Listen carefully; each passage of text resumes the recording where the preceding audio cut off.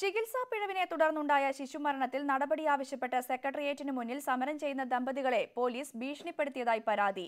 തിരുവനന്തപുരം മാറനല്ലൂർ സ്വദേശികളായ സുരേഷ് ബാബുവും രമ്യയുമാണ് പോലീസിനെതിരെ പരാതിയുമായി രംഗത്തെത്തിയത്. കഴിഞ്ഞ ജൂലൈ 10-നാണ് സുരേഷ് ബാബുവിന്റെയും രമ്യയുടെയും 4 മാസം പ്രായമായ കുഞ്ഞ് SAT ആശുപത്രിയിൽ മരിച്ചത്. മരണത്തിൽ ഡോക്ടർമാർക്കെതിരെ നടപടി ആവശ്യപ്പെട്ട് 61 ദിവസം സെക്രട്ടേറിയറ്റിന് മുന്നിൽ ധർണയും നടത്തിയിരുന്നു. ഡോക്ടർമാർക്ക് വീഴ്ച വന്നെങ്കിൽ നടപടിയുണ്ടാകുമെന്ന് മുഖ്യമന്ത്രി ചർച്ചയ്ക്കിടെ ഉറപ്പ് നൽകി. ഇതുണ്ടാകാതെ വന്നതോടെയാണ് വീണ്ടും സെക്രട്ടേറിയറ്റിന് മുന്നിൽ സമരം തുടങ്ങിയത്. എന്നാൽ സമരത്തിനെത്തി തങ്ങളെ പോലീസ് ഭീഷണിപ്പെടുത്തുകയാണെന്ന് ദമ്പതികൾ പരാതിപ്പെടുന്നു. നിങ്ങൾ എന്തിനാണ് ഇവിടെ സമരം ഇരിക്കുന്നത്? ഇവിടെ അങ്ങനെ ഇരിക്കാൻ പറ്റില്ല, അവർക്കെതിരെ നടപടി എടുക്കാൻ പറ്റില്ല. ആ പൈസയും വാങ്ങിച്ചുകൊണ്ട് നിങ്ങൾക്ക് പെക്കൂടെ 2 ലക്ഷം രൂപ ധനസഹായം യുവജന കമ്മീഷൻ ഓർഡർ ഉണ്ടായിരുന്നിട്ട് ആ പൈസയും വാങ്ങിച്ചുകൊണ്ട് പെക്കൂടെ ചത്ത തിരിച്ചു വരും എന്നൊക്കെയാണ് കേട്ടോ ഞങ്ങളോട് പറയണത്. ഞങ്ങളൊരു അച്ഛനമ്മ, ഞങ്ങളെ മോള് എന്തേലും ക്രൂരമായിട്ട് അവർ കൊന്ന്. അപ്പൊ ഇങ്ങനെയൊക്കെയാണ് ഞങ്ങളെ മുഖത്തേക്ക് പറയണ്ടത്. ചത്തുപോയത് തിരിച്ചു കിട്ടുമെന്നാണ് ഇവിടുത്തെ SIമാരും പോലീസുകാരും.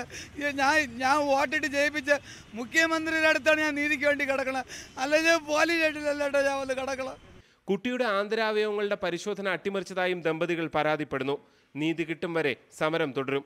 കഴിഞ്ഞ 22 ദിവസമായി സെക്രട്ടേറിയറ്റിന് മുന്നിൽ സമരം നടത്തി വരികയാണ് ദമ്പതികൾ. അതേസമയം ഭീഷണിപ്പെടുത്തുന്നുവെന്ന ആരോപണം പോലീസ് തള്ളി. ന്യൂസ് 18 തിരുവനന്തപുരം.